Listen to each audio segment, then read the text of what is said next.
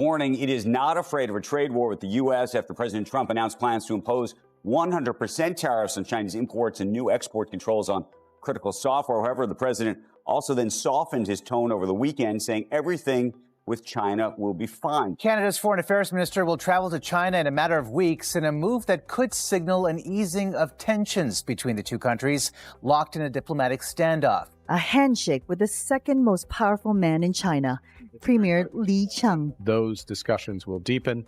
I will expect at the appropriate time to be meeting with President Xi Jinping. Canada has made a move that few thought possible. For decades, it stood as America's closest ally, bound by trust, trade, and shared values. Yet now that bond has been shaken. In a stunning twist, Canada publicly turned against Washington and threw its support behind China. The decision sent shockwaves through world capitals, leaving even seasoned diplomats speechless. What could drive a partner so deeply connected to the United States to side with its greatest rival? And what does this mean for the future of North America's alliance and global power balance? Let's break it down.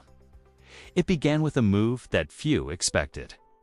When the Trump administration announced a sweeping 100% tariff on Canadian imports, covering everything from steel and aluminum to cars and lumber, the shock in Ottawa was immediate.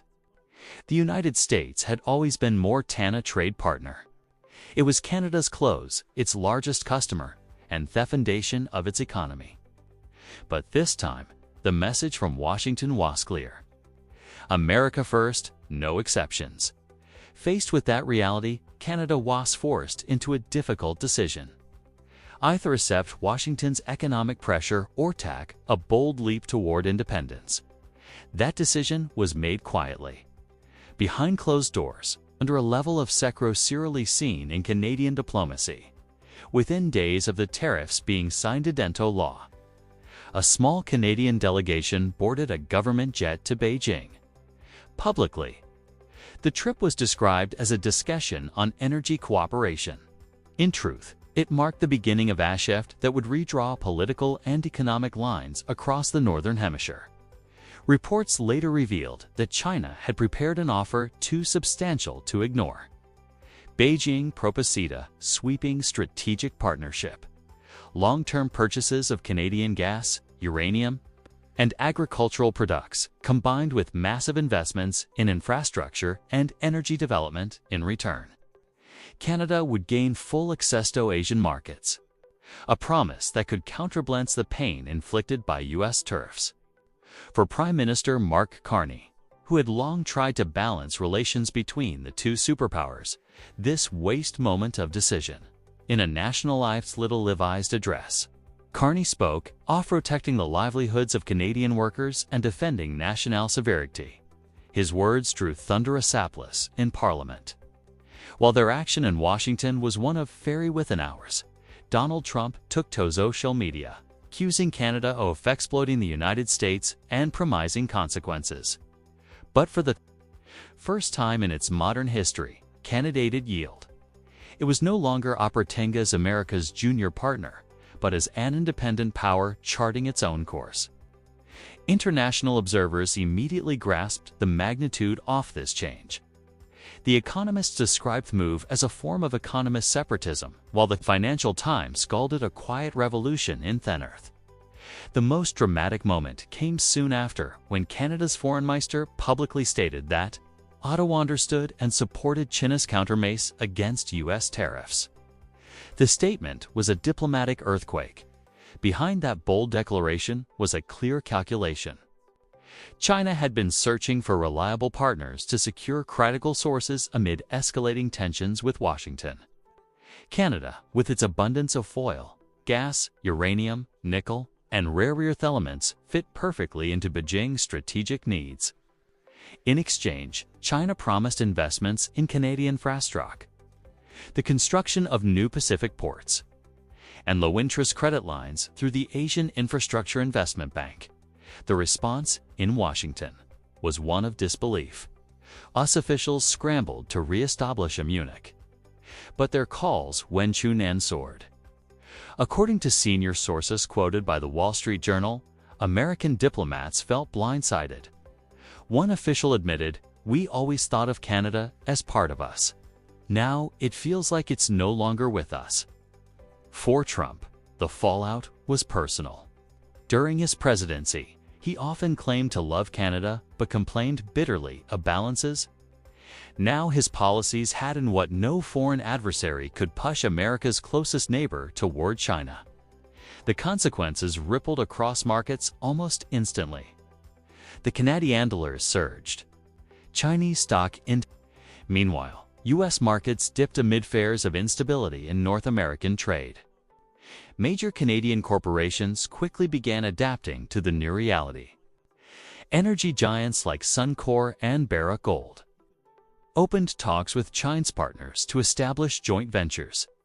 The shift in alliances was no longer theoretical. It was unfolding in real time. In Washington, congressional anger was growing.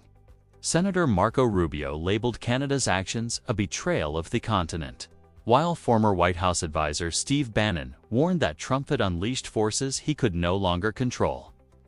Television networks fanned theft flames. Fox News accused Carney of selling out to Beijing, while pundits on talk shows spoke of a new front in an economic Cold War. Yet in Canada, the mood was different. Political analysts scowled at an act of self-preservation rather than treachery. As economist James Brown from the University of Calgary explained, Canada was tired of having its economic future dictated bishops in the White House. "This isn't betrayal," he said. "It's maturity." China, meanwhile, celebrated the diplomatic victory. The Global Times declared that America tried to isolate China, but ended up isolating itself. On Chinese social media, the phrase "Northern Partner" went viral, gathering hundreds of millions of views. To many in China, Canada's decision symbolized a broader global realignment, proof that U.S. influence was no longer unshakable. The shockwaves reached beyond trade. Within NATO, anxiety spread quickly. Although Canada remained a formal member, European officials began to question its reliability. According to The Guardian, Brussels discussed whether to restrict Canada's access to classified nanomaterials, fearing sensitive information could reach Beijing through its new partnerships. Still, in financial circles, optimism was growing.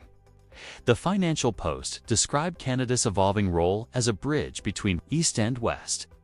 Yet behind that optimistic framing lay a deeper strategic concern. For decades, the United States had relied on Canadian oil, gas and minerals to sustain its industries. If those resources began flowing toward Asia instead, the balance of power across North America would shift dramatically. Confidential reports leaked to Bloomberg Intelligence signaled that Beijing had offered Ottawa deal worth more than $200 billion for long-term natural gas supplies. For Canada, this represented an economically filling at a time when American tariffs were suffocating its industries. For the United States, it was a strategic asset. In Washington's corridors, the phrase "loss of influence in your own backyard" began circulating among frustrated lawmakers. Analysts at the Council on Foreign Relations summarized the situation bluntly. Canada, contrary to tariffs, had chosen realism. In a world increasingly divided by power blocks, it made more sense to partner with those offering trade rather than punishment. Inside the White House, the mood turned grim. According to CNN, emergency meetings were convened with senior military and economic advisors. One official was quoted saying, "We've lost the northern flank." Pentagonalists even began using a new term, internal briefings, continental economic vulnerability. While Washington scrambled to respond, Canada was celebrating what it saw as a new beginning. Newspapers ran headlines about national pride and independence. Business leaders praised the government's courage in standing up for domestic industries. For many citizens, it felt like a defining moment, a chance to break free from decades of quiet dependence on American goodwill. Yet behind the excitement, the risks were enormous. Canada had effectively placed itself between two global giants, locked in an escalating rivalry. Every move from this point forward would be scrutinized by both Washington and Beijing. As The Economist observed, China and Canada may be vastly different civilizations, but they now shared one pressing goal: survival under pressure from the United States. Ironically, it was Trump's attempt to make America stronger that pushed its oldest neighbor into the arms of its biggest rival. For over 150 years, the border between the two nations had symbolized partnership and shared destiny.